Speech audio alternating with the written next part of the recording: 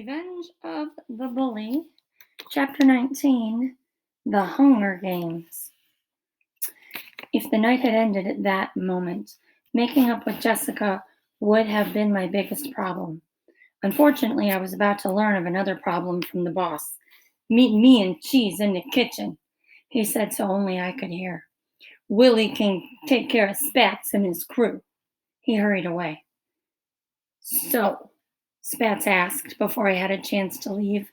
Your mom's one of them two women sitting with that crazy guy who was just here.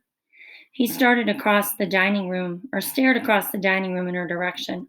I nodded my head yes. Good. He leaned over and whispered something in Toothpick's ear. I have to go now, I said. Great meeting you all. My first order of business was to apologize to Jessica. The boss would have to wait a minute. As I walked across the dining room to her table, I saw a lot of people I knew and said hello to a few, including the boss's mother, who was all dressed up for the occasion. I couldn't help notice, however, that everyone was frowning and grumbling about how long it was taking for the food to come out. Do you know when my order will be ready? A woman asked as I passed by. Any minute, I said. I'll check with the chefs. Thanks, son. It's taken forever. What was going on with Big Earl and Weasel? I was beginning to guess they might be the reason the boss wanted to see me in the kitchen, but right now I had trouble of my own. Jessica had spotted me coming and turned her head in the other direction. I was 2 tables away when Coach Lambardi called out, Rodney, come over here and meet my wife. He and Coach Manuel were sitting in a booth with their wives. I shook hands with both women and said to Mrs. Lambardi, I've heard so much about you. I'm not sure our desserts will live up to your cheesecake. She laughed. Oh, yes, Vince just loves his sweets. She patted Coach Lambardi's hand. They all seemed real nice, including Coach Manuel's wife. It was a welcome change from Spats and Toothpick. Coach Lambardi said, Rodney, I still feel like I'm floating after today's game. Pull up a chair. We need to sell a Rodney, the boss ordered from the kitchen door. Gotta go, I said to the coach. I'll join you when I get a chance. I ran over to Jessica's table and started to say sorry, but had only gotten so before the boss called me again. So? Jessica asked. That's all you can say? Her parents frowned and shook their heads. I tried one last time. Jessica and Mr. and Mrs. Clearwater, I promise I'll make it up to you, but we're very busy and I have to help out in the kitchen. Jessica's father reached out and grabbed my arm. Can you at least get us some bread? I'm starving to death. Dad! Jessica blushed, looking prettier than ever. Of course, I said, seeing my chance to set things right. No problem. I gave Jessica a wink and was thrilled to see her smile back. I'll be right out. I tore off into the kitchen and was shocked by what I found. Josh was standing knee-deep in a pile of broken dishes, but there was nothing strange about that. I was shocked because no one was cooking. Where are the chefs? I asked the boss. Exactly! He yelled. Where are the chefs? Cheese shrugged. Haven't seen them in an hour. Besides the fact that restaurants tend to get bad reviews when they forget to serve food, I felt sorry for all those people sitting around the dining room. I gave it some thought. Did you check the freezer? I know Big Earl naps in there sometimes. Cheese stomped into the walk-in freezer. He emerged 10 seconds later, alone and shivering. It's freezing in there. I was about to say, duh, but bit my tongue. I could tell from the panicked look on the boss's face this wasn't the time for jokes. What about out back? I suggested. Sometimes Weasel hangs out in the alley. Before waiting for the boss to say anything, Cheese disappeared through the screen door. This time he had better luck. Put me down, Weasel whined as Cheese returned to the kitchen. He was dangling in Cheese's left hand. Cheese's right hand gripped Big Earl. Where do you want them? Cheese asked the boss. You can throw them in that pot of boiling water for all I care. For a second, I thought Cheese might do it. Instead, he let go as the boss approached and started yelling, Where were yous? Everyone's waiting for their dinner. Have you made the borscht, the meatballs, stuffed the cabbage? Big Earl shrugged like he didn't care. I don't know how to make that food. What? The boss hollered. We went over the menu. Yeah, that's all weird stuff, Weasel mumbled. I only make scrambled eggs. This is a disaster! The boss stuck his head in his hands. I'm ruined! You two are gonna get me in real hot water with Chicago! Josh looked over into the pot of boiling water and scratched his head. Anyway, the boss continued, get going and cook the things we talked about. Hey, you can't yell at us, Weasel continued. We just got a real good job offer from some lady outside. The boss snapped his fingers, and Cheese's weighty hand clapped down on Weasel's shoulder. Weasel glanced at it nervously. The boss's voice went smooth, quiet, and frightening. I can yell at whoever I want, see? Whenever I want. Now, what lady are you talking about? I don't know, some old lady with red hair. She just left. She said she'd pay us double what you're giving us. She said we should quit now without notice. After all, she reminded us, we's respected chefs. An old lady with red hair? I'd spent the afternoon hoping that the clown mask had just been a scare tactic to throw me off my game. But now I knew for certain Mrs. Lutzkraut had heard me in the park that day and was trying to make sure Mama's got a bad review. Anything to get me in trouble. Respected chefs! The boss was screaming. He kicked the stove and threw the garbage pail against the wall. You two idiots are fired! Jeez! Boss, get rid of them! Big Earl and Weasel didn't need any encouragement from Cheese. Making like his eggs, Weasel scrambled through the door with Big Earl close on his heels. Once again, Mrs. Lutzkraut had gotten her way. Like some evil wizard or witch, she didn't even need to be present to accomplish her goals. Mama's restaurant was now without its chefs. I shook my head and watched the boss pace around the kitchen, breathing hard. Josh watched the pot on the stove. Bubbles, he laughed. The happy outburst brought the boss back to his senses. He turned to me. See that, Rodney? That's how you handle a problem. Do it fast and hard. It's never a good idea to think too much. He straightened out the front of his suit and suddenly smacked his forehead so hard that his head smacked back into some hanging pots. For a few seconds, they swung and clunked into each other. What am I gonna do? He cried. I just fired our chefs. Evidently, it took a few minutes for the news to reach his brain. But now that it had arrived, the boss looked truly frightened. Cheese, go out front and try to keep the customers happy. I'll think of something. As Cheese walked by me, he said, Oh, I'm supposed to tell you that your bratty friends are here.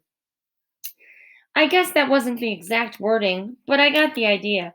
After the football game, Wendy, Kayla, Dave, and Slim said they'd try to get their parents to drive them over to Mama's tonight. They all wanted to see Josh Rishi and me dressed as waiters, even though I told them we were just bussing tables. In all the excitement, I hadn't noticed them. Where are they sitting? I asked Cheese. They only wanted Cokes, so I stuck 'em at the broken table off the dining room. The dining room? I suddenly remembered Jessica's father and the bread. Now Jessica would be really mad at me, and for good reason. I turned to the boss. Where's that bread I saw before that the bakery delivered? He pointed without looking to the corner of the kitchen. Most of the trays were empty, but there were 2 loaves left. I grabbed one, cut it into slices, threw it in a basket, and rushed through the swinging doors. I was halfway to Jessica's table when I noticed the flowers. Some guy in a suit was placing the biggest, craziest floral arrangement I'd ever seen right on top of my mom's table. All around her, people were sneezing and blowing their noses. Eyes were watering. The whole restaurant smelled like a giant florist.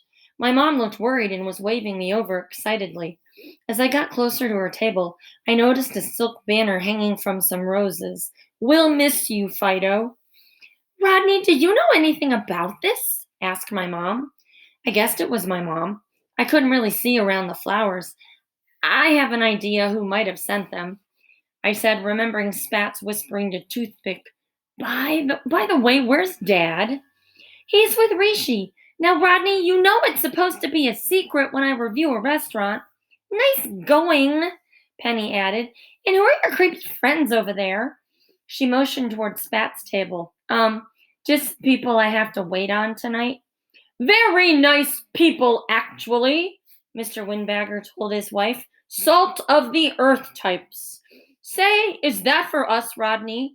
The little miss and I are starving over here. He was eyeing the bread basket. Sure. I placed it on the table, praying that Jessica and her parents weren't watching. Just then the front door opened, and Pablo walked in, looking shy and a little scared. Excuse me, I told my mom, I have to go. But Rodney, the flowers! I met Pablo at the door. He wasn't exactly dressed up. In fact, he was wearing his trademark gray hoodie, his jeans were covered in grease, and I noticed his hands were black. What's that smell? He asked. Just some flowers. Listen, where have you been? He looked sad. Sorry I'm late, Rodney. The chain on my bike broke on the way here, and it took a while for me to fix it. That's okay, I said. You can wash in a second, but right now we better go see the boss. Everything's going wrong tonight.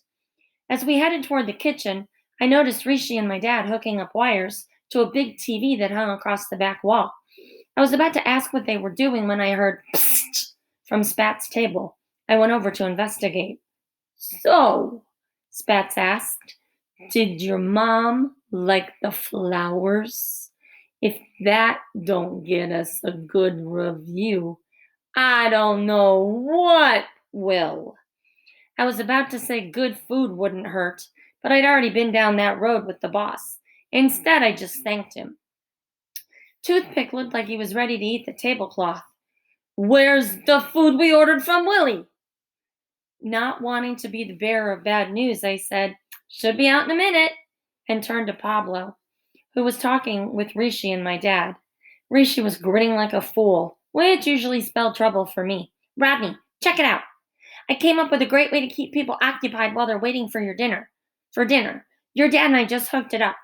He clicked a remote, and I was shocked to see today's football game against Wyndham appear on TV. You like it? It's plugged into my phone. I edited it so people can watch the highlights. I doubted that anyone but Coach Lombardi and my dad would enjoy it, but at least it would keep people's minds off their stomachs. Great, I said. Still looking at the TV, Rishi asked, Oh, did you see the gang? They're sitting in the corner. Josh went over to say hi to Wendy. I'll be over in a minute. Listen, we have a big problem. Mrs. Lutzkraut fixed it so we wouldn't have any chefs in the kitchen. All these people will freak out when they realize there's no food coming, especially those tough guys from Chicago. Rishi, here comes the part where Coach Belichick throws his phone in the grass. I shook my head. Let me know how it ends. As Pablo and I headed back to the kitchen, he said something that was to change the events of the night in a lot of ways. If you need someone to cook, Pablo volunteered, I'm pretty good at it. I'm the one who cooks for my family, with my mom gone and all. Yeah, do you think you can cook for this many people? I motioned to the hungry diners and found myself staring into Jessica's angry eyes. The bread! Wait right here, I told him as I dashed over to where she and her mom were sitting. Forget something? Jessica asked. I'm so sorry. All this stuff is going on. I'll get some bread and come right back, I promise. Promise? Promise. Hey, where's your dad? It was Jessica's mom who answered this time. He went out for pizza. Couldn't take it anymore. I felt awful until Jessica giggled. He's really in the men's room. Both she and her mom started laughing, and I realized that Mrs. Clearwater had the same fun sense of humor and smile as her daughter. Good one, I laughed. See you in a minute. I grabbed Pablo and headed into the kitchen, eager to tell the boss that I might have a solution to his chef problem. Who's this? The boss barked, eyeing Pablo up and down, like I don't got enough on my mind. This is my friend Pablo, I said, not liking the way the boss was acting in front of him. He's the fourth guy who's helping out tonight. He designed the menu. Yeah, well, he might be good with a crayon, but I don't need someone like him moping around and scaring customers away. I motioned Pablo to pop back into the dining room. Once he was gone, I said, I think you got bigger problems with the customers right now. You don't have a cook, remember? You're right, and I'm probably a goner. But I don't intend to spend my final moments with someone like that kid. What's the problem with Pablo? I demanded. It came out louder than I expected. I could feel my face turning red, either from anger or fear or both. Not that I gotta explain myself to a runt like you, but I'm running a classy joint here. That kid ain't classy. Let's just say he's from the wrong side of the tracks. And what's the right side? I asked. Where you come from? My voice felt like it belonged to someone else. I wanted to tell it to shut up before it got me tossed in the freezer. You better watch it, the boss warned. Or what? My heart was racing. All I could think about was how right my dad was about the boss. He was turning out to be a real creep. What came out of my mouth next probably shocked the boss as much as it did me. Either Pablo stays or we all walk out. Right now. Me, Rishi, and Josh. See how good you can manage. I couldn't believe I said it. I got ready to bolt if the boss went nuts. It sure looked like it was going in that direction. He eyed a big soup pot. Was he going to clobber me with it? The two of us stood staring at each other, listening to the water boil. After a minute, his eyes fell to the floor. He was in trouble and he knew it. All right, your friend can stay. And what? And you have to apologize to him. By now, I was sure some prize fighter had taken over my body. In my whole life, I had never stood up to anyone like this, especially to a full grown bully like the boss. He stared at me and shook his head. You're really pushing it, kid, but fine. Send him in. Pablo! I yelled. He came back in. Before the boss could open his mouth, Pablo said in his quiet voice, Sorry about the way I look. The chain broke on my bike on the way here. I'll go wash up. He started to turn around. Wait, the boss called. There's a sink back here you can use. And listen, sorry about before. This is my big opening and my two cooks just quit. I'm a little jumpy. Yeah, I understand, Pablo answered, but I think I can help. I know my way around the kitchen pretty well. I can cook anything. The boss smiled. Well, go wash your hands. Put an apron on and. Suddenly he paused and sagged down onto a milk crate. What am I saying? I'm gonna have a 12-year-old be my chef?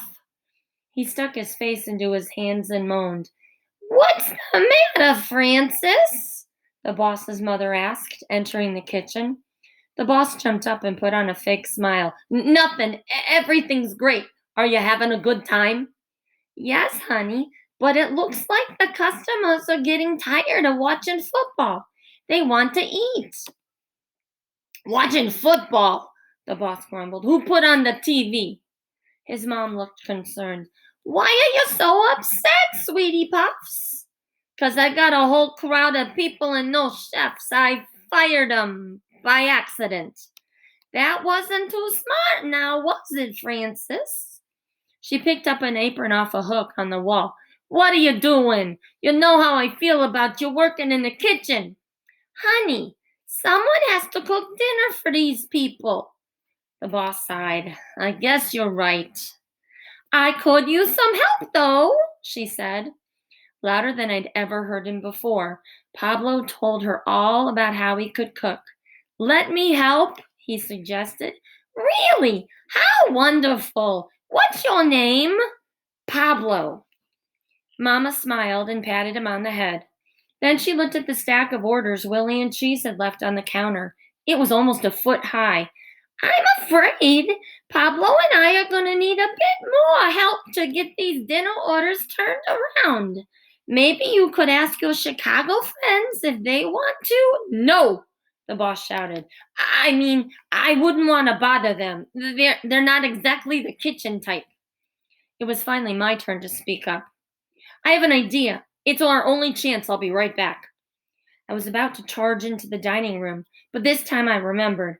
I grabbed the last loaf of bread and tossed it like a football to Mr. Clearwater as I flew past Jessica's table. A minute later, I was back in the kitchen with Josh, Wendy, Slim, Dave, and Kayla. Mama smiled and clasped her hands. The boss looked annoyed. What's this, tryouts for Annie? I got a restaurant to run. These kids can't be back here. These kids, I said, are your new junior chefs. My friends had jumped at the idea of helping out with the cooking, especially Slim, who had licked his lips and shouted, I always wanted to see a restaurant kitchen. Mama seemed to love the idea. All right, everyone, wash your hands and come back here. We have a lot of prep to do. She had already been placing large containers of meat and sauces and vegetables on the counters. Luckily, Weasel and Big Earl had begun thawing most of the food before Mrs. Lutzkraut tried to ruin everything. Can I help too? A familiar voice called from the door. Mama answered, Only if you promise not to get sauce on that beautiful blue dress. Better grab an apron, sweetie. Jessica gave me a big smile and joined the group. They all stood on one side of the counter with Mama and Pablo on the other. Mama began, You can call me Mama or you can call me Chef. Got it? Got it, everyone cheered. And I think you all know my partner this evening, Chef Pablo. Pablo smiled and bowed. They all clapped. Okay, good then. Pablo will show you two boys how to peel potatoes. And you, she asked Wendy, have you ever stuffed a cabbage? Now I'll need you two girls to start seasoning the meat. Seeing that Mama was firmly in charge and that things were heading in the right direction, the boss left to return to the front of the restaurant. As he paused, he looked down at me and smiled. Thanks for saving my butt, kid. A lot is riding on tonight with Spats and me. You have no idea. Actually, I do, I told him. Now get out there before he thinks you forgot about him. You ain't half bad, he said before disappearing through the swinging doors. I turned back to see Mama if Mama needed anything else. She was talking to the one junior chef who was still mesmerized by the boiling water. I'm sorry, Mama asked, but what's your name? Josh. Well, Josh, stop gazing into that pot. You're making me nervous. Do you know anything about beets? Josh jumped and spun around. Yes, beets make your poo. He loves beets, I interrupted. How nice, so do I, Mama said. Tonight, everyone's going to eat a lot of beets. Josh grabbed his stomach and pounded the counter. Mama watched him and smiled. A happy kitchen makes tasty food. So, how is everyone doing? I looked around the busy kitchen. I had never seen my friends so quiet, even Kayla. They were all busy slicing and dicing and mincing and chopping. Giant pots of sauce began simmering on the burners. Pablo carefully checked each one, adding salt or spices where needed. Before long, the kitchen erupted with wonderful smells. I smiled. See you guys in a minute, I called out. Just gonna check if Rishi needs help. I walked back into the dining room and saw that the football game was still on. My dad, Mr. Windbagger, and the two coaches were having a great time. The same couldn't be said for the rest of the customers, who were frowning and sighing. I guess I couldn't blame them. They were starving, and half were probably Wyndham fans, but I definitely didn't mind seeing myself on that giant TV watching the game-winning touchdown. Way to go, Rodney! My dad called over to me. I gave him a thumbs up, but was busy watching what came next. I was being hoisted on some shoulders, and there I was congratulating Coach Lombardi in the middle of the celebration, and there was the G-Men float going crazy down the field, which would mean I started looking frantically for Rishi. He wouldn't. I ran over to Spatz's table and asked the boss, Have you seen Rishi? No. Why? Please tell me he wouldn't be dumb enough to include. Ah! The restaurant erupted into a horrified scream. I joined in as I watched the porta potty explode near the Wyndham bench. The sound of chairs falling backward filled the air as half the restaurant bolted outside gagging. The boss grabbed his chest like he's having a heart attack. Is this some kind of joke? Spats yelled at him. You think you can ruin me by making sure this place fails? First, you make people wait 2 hours for food, And now this! The boss was shaking his head no, but was too stunned to defend himself. Toothpick! Spats ordered, keeping his angry eyes fixed on the shaking boss. Take this idiot round back and... The pretty woman with the long black hair leaned forward. Toothpicks puking on the sidewalk? At that very moment, with the most horrid timing ever, Willie and Cheese marched in from the kitchen with the first of the appetizers. Cheese proudly announced, Here comes the food, everybody! One lady blurted, Who can eat after that? She was right, but the plates were delivered to her table, and instead of gagging, she poked with a fork at what looked like some meatballs covered in wet leaves. Her nostrils twitched. Tentatively, she cut into the ball and took a nibble. The moment of truth. This is She paused, getting the attention of the other diners at her table. She soon had the attention of the whole restaurant and the customers returning from outside. What? I frantically wanted to know. Disastrous? Disgusting? Demented? What? The boss screamed, seeing that Toothpick was back. This is delicious! I've never had a meatball taste so good! You got to try this soup, a man sitting across from her said. It's sweet, it's spicy, it's creamy, oh, I have to order another bowl. Waiter! As the food was brought out from the kitchen, all you could hear was the sound of knives and forks clinking on plates. I saw nodding heads, and everyone began eating with gusto, even the people still recovering from Rishi's video recap. I couldn't believe it. How could anyone eat after that? Rishi appeared at my side. As usual, I saved the day. Look at my timing. The video finished just as the food arrived. Maybe we could have done without the big finish. What? That was the best part, he said, smiling. Okay, time to fill more water glasses. I'll join you in a second, I said. Things looked like they had calmed down at Spatz's table, now that the food had arrived and everyone was busy stuffing their faces. The boss got up to leave. Where do you think you're going? Spatz ordered. Maybe things hadn't calmed down after all. I thought I'd check on the kitchen. You ain't going nowhere. This is the best meal I ever tasted. Everyone in the joint is loving it. As far as I'm concerned, you can open 10 more restaurants. Now sit. Stay with us. Tonight, you're the guest of honor. Spatz raised his glass in the air and shouted, To Francis! Everyone at the table joined in. While I knew the boss hated people hearing his real name, he sure looked happy and relieved. He noticed me watching, so only I could see. He raised his glass a little and nodded his head at me. For the second time that night, I was being toasted at Spatz's table. As I dashed around clearing plates, I learned just how chaotic working in a busy restaurant could be.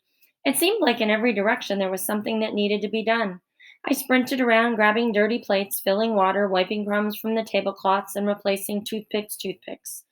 All the while, people I knew surrounded me and said hello. It was hard being polite and making small talk while getting everything accomplished. But even though I was sweating and my feet hurt, I was aware of something else. It seemed that everyone liked the food. I mean, really liked it. All over, I heard people saying, This is delicious, and going, Mmm. At one point, Mr. Windbagger called me over while licking his bowl. I don't know what this goulash goop is, but man, it is good. Ethel, forget the Ponderosa. We're coming here from now on. My mom said, Rodney, do you see the bald man at the table over there? Who, Spats Houlihan? No, who's Spats Houlihan? Oh, nobody. I just made up the name. She gave me a funny look. I'm talking about Michael Simon. He's Cleveland's most famous chef. He must have heard about the Russian Italian menu. It's never been done before. Rodney, you're working in one of the most innovative restaurants in America. You're saying you like it? Like it? The food has more than lived up to the hype. It's probably the best restaurant in Ohio. So you're going to give Mama's a good review? I finally asked. My mom smiled. I would, of course, she began, but after those flowers arrived at the table, I realized that they knew who I was. I called my editor, and he agreed that I shouldn't review it. Plus, with you working here, and all the advertisements with your face on them, well, it just didn't feel right. You mean we have to pay for this? My dad shouted. Yes, Donald. We have to pay for dinner, like everyone else. I already told Fred and Ethel that they would be our guests. My dad sunk down in his seat. Wiping his face with his napkin, Mr. Windbagger said, Thanks, Donald. Think I'll order another one of them Blinny desserts. My mom looked at me. I hope you're not disappointed that I decided not to review Mama's.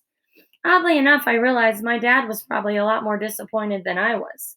So much had happened over the past few hours that I no longer cared or worried about the boss or Spats or even Mrs. Lutzkraut. To be honest, I only had one thing on my mind: Jessica. My family started to get up to leave. My dad said to me, I'll pick you up once I drop everyone off. Yep, thanks. I said goodbye to them and the windbaggers and continued clearing plates. Most of the restaurant began to finish their desserts and head home. There was one table still finishing. I went up to them. Jessica had returned from the kitchen and was sitting with her parents. So, did you like everything? I asked. Mr. Clearwater looked at me. His face wasn't angry or anything, but it wasn't inviting and warm either. Eventually, he said, once the food finally arrived.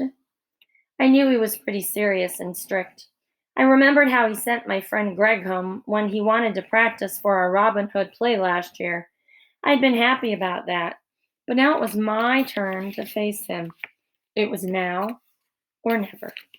Mr. Clearwater, I was wondering if it would be okay for me to take Jessica out to dinner one night next week. Mrs. Clearwater smiled at her daughter. Jessica blushed, shifted in her seat, and looked nervously at her dad. Rodney, I think my daughter is a little young to be going to dinner with boys. My stomach dropped. That being said, I guess dinner would be all right, as long as I can drive both ways and sit at the next table. Dad! Jessica whined. All right, a table on the other side of the room. Jessica made a face, but I said, I think that sounds great. I saw a large shadow begin to form over the table and realized Cheese had come up in back of me. I turned around. That was cute with the dad. Listen, boss wants to talk to you. In his office. Now, with Rishi. I said goodbye to Jessica and her parents, grabbed Rishi, and walked into the office. Like that first time we met him, the boss was sitting behind his big wooden desk. I couldn't believe only a couple of months had passed. Not even. You two did real good tonight, the boss said. Spats loved everything. The place was packed, and we got enough reservations to last till New Year's. I think we can finally talk about money. Rishi elbowed me. Yup, we made a boatload tonight. He slid an envelope across the desk. That's for you and your friends. There's gonna be plenty more where that came from. Rishi blurted, Now we're talking. I sat there looking at it. The envelope looked full. A number of things I wanted to buy flashed across my mind. But then I thought about the things my dad was always telling me, about what really mattered in life. You can keep my share, I said. Buy something nice for your mother with it. Rodney, what are you doing? Rishi hollered. I ignored Rishi and continued talking to the boss. We helped you out, and I'm glad Mama's will be a hit. But all I want to do now is go back to being a normal student. I think the restaurant business will have to get along without me. The boss frowned. I couldn't tell if he was insulted, confused, or just tired from the long night. If that's really what you want, I ain't gonna twist your arm. He picked up the cash envelope and handed Rishi some money. This is for you and the other guys. As for your friend here, I think he's making a mistake. We'll see, I said. But as I stood to leave, I felt real good about my decision. Once outside the office, I said to Rishi, sorry, but I can't do all this anymore. There are a lot of other things I want to focus on. He paused, then his eyes widened. Hey, yeah, me too. I'm thinking Hollywood. I'm going to make calls tomorrow. I see big things for us, Rodney, big things. I laughed. Good old Rishi. While he rambled on about the movies, I collected Josh and Pablo. The boss had told Pablo he could leave his bike in the kitchen and get it tomorrow. Ready to go? My dad asked. He had just returned to take us home. You bet, I said. As we walked to the car, he looked over at me. So, how does it feel to be a real working Joe? I wouldn't know. I'm retired. Rishi told my dad about how I had turned down the money. What do you think of that, Mr. Rathbone? My dad didn't answer right away. It was only after we had dropped everyone off and gotten out of the car that he looked at me across the Honda's roof, smiled, and said, Good job tonight, son. Real good job. And that's the end of chapter 19.